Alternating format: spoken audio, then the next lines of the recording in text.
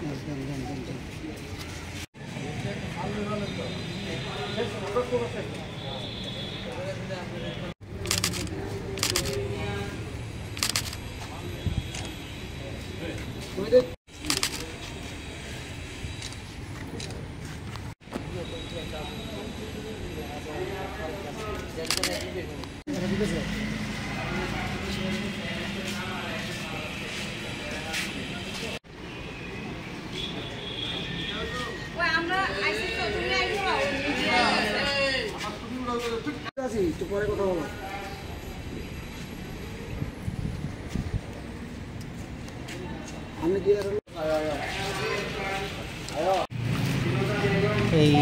গত কয়েকদিন যাবতই আপনারা ওই বিভিন্ন সংবাদ মাধ্যমে দেখতে পাচ্ছেন যে আমাদের পার্শ্ববর্তী রাষ্ট্র বাংলাদেশে সংরক্ষণ সংস্কারের দাবিতে সেই দেশের ছাত্র যুবরা লড়াইতে আছেন, আন্দোলন করছেন।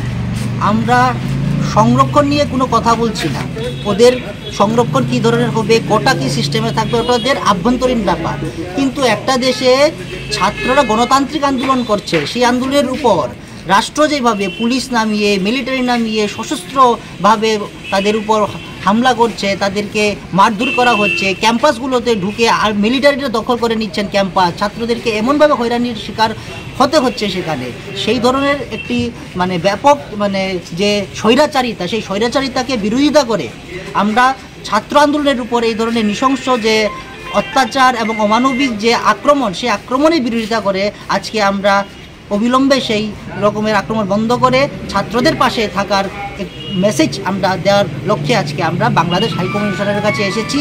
আমরা একটি মেমোরান্ডাম আজকে বাংলাদেশের প্রধানমন্ত্রীর কাছে দিতে যাচ্ছি হাইকমিশনারের মারফত। পরিচয়? আমার পরিচয়, আমি প্রবীণ সিংহ, আমি ত্রিপুরা পিপলস পার্টির কেন্দ্রীয় কার্যকরী পরিষদের সাধারণ সম্পাদক।